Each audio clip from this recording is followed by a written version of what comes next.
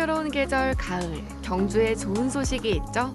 곧 국제 행사가 이곳에서 열리는데요. 1000년 전부터 멀리 서역까지 이름을 떨쳤던 국제적인 도시 경주를 찾아가 봤습니다.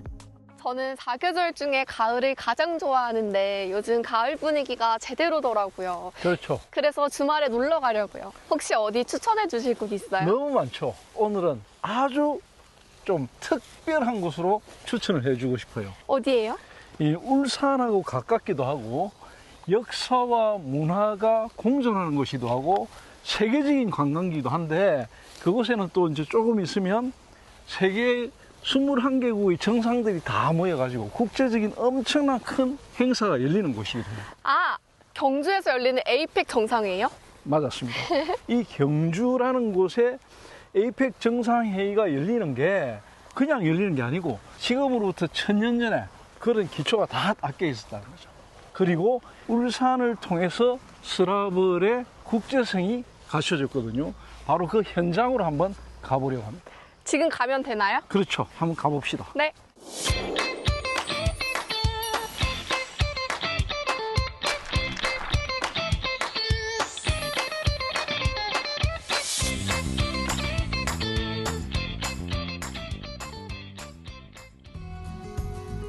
지붕 없는 박물관이라고 불리는 경주는 역사와 문화가 공존하는 곳인데요.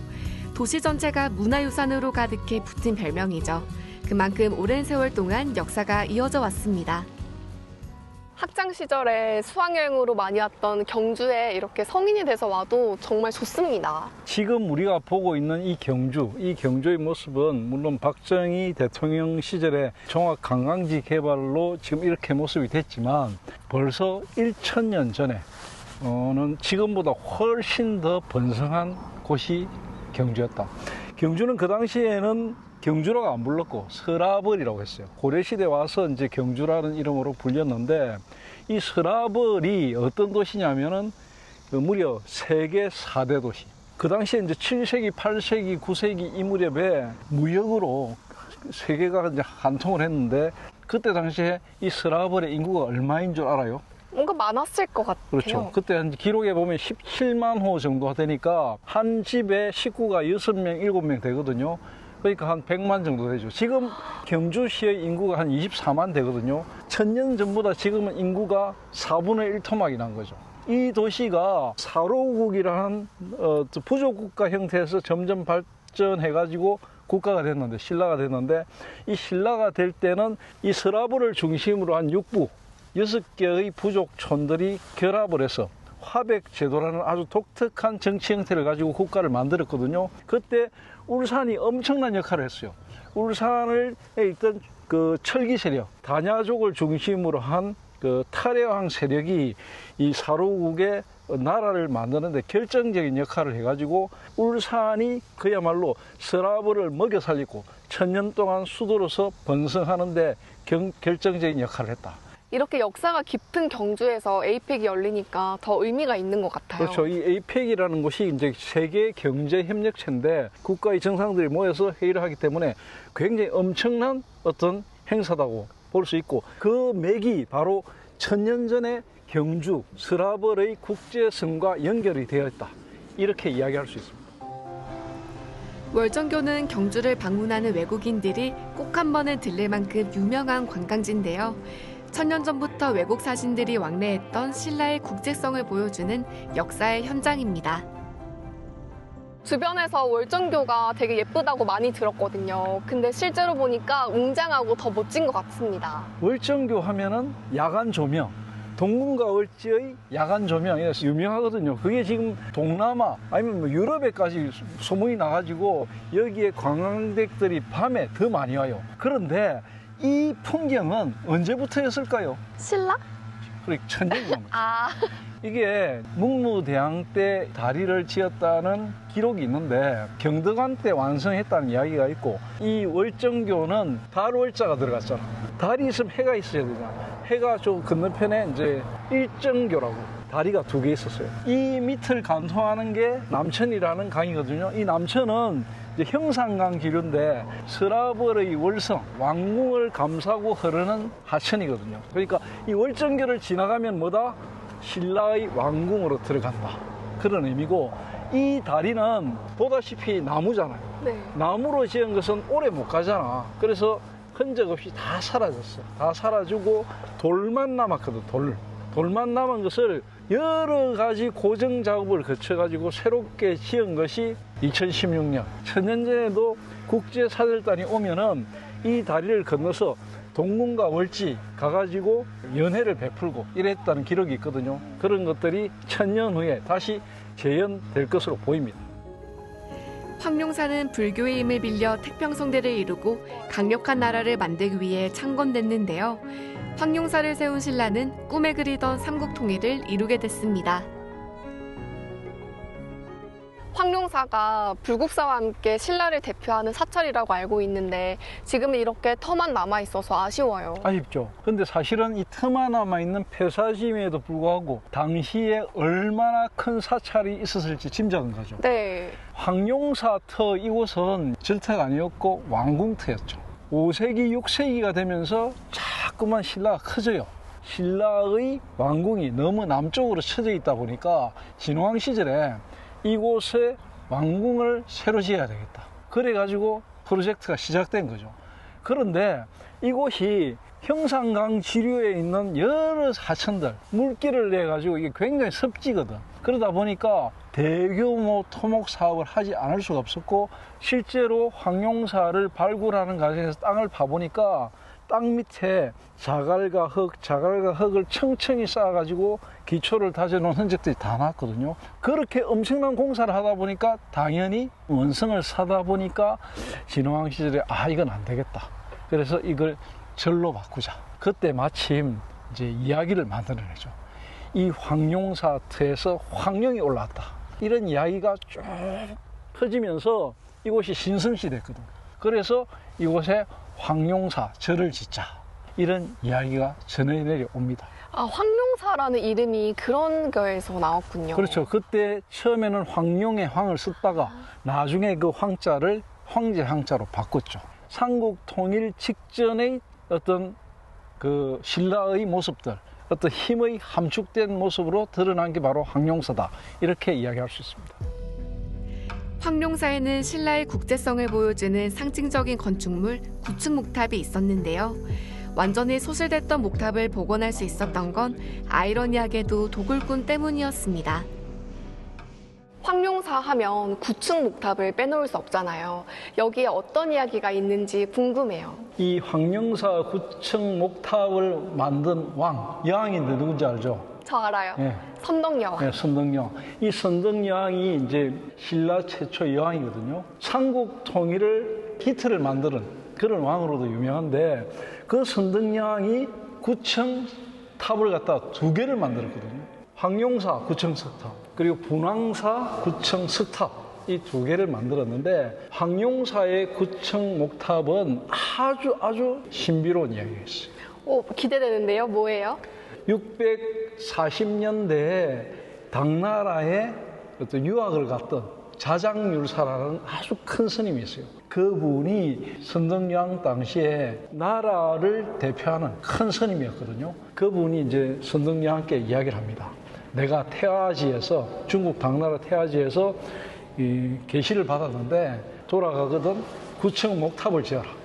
구층 목탑을 지어가지고 각 층마다 주변국들을 아우르는 그런 상징적인 탑을 만들면 신라가 모든 주변 나라를 다 복속하는 그런 통일을 이룰 수 있을 것이다. 이렇게 알려줬다. 제1층은 신라를 가장 괴롭힌 나라. 왜? 제일 꼭대기에는 고구려. 중간에는 뭐 중국 당나라, 탐나, 백제, 거란 이런 9가지 나라를 다 담아가지고 이 탑을 만들었고, 이 탑 안에는 호국 불교와 호국 사상, 그리고 신라의 건축 및 불교 예술의 총체, 이런 걸 다 포함하고 있는 탑이다. 이렇게 보면 됩니다. 지금 안타깝게 이 탑은 모형으로 남아있고 실제로 없잖아요. 1200년대 몽고가 고려시대에 많이 침입을 했죠. 그때 불타버렸고, 임진왜란 때 또 남아있던 까지 마저 다 불타버려가지고 지금 완전히 흔적도 없는 상태가 됐는데, 복원을 하게 된 가장 결정적인 게 도굴꾼들이 이 탑의 석축 밑에 있는 사리함을 훔쳐갔어요. 그 도굴꾼들을 잡아가지고 이 친구들이 보관하고 있는 도굴품들을 뒤져보니까 바로 항룡사지가 어떻게 만드는 것을 적어놓은 동판 이런 게 다 나온 거죠. 그래서 이게 9층짜리 탑이었고 언제 만들었고 이런 게 다 기록으로 나온 거죠. 그래서 지금 이런 모습으로 만들어질 수 있었습니다. 신라가 국제적인 교류를 얼마나 활발하게 했는지 단적으로 보여주는 무덤이 있는데요. 1000년 전 신라 경주에서 살았던 외국인을 만날 수 있습니다.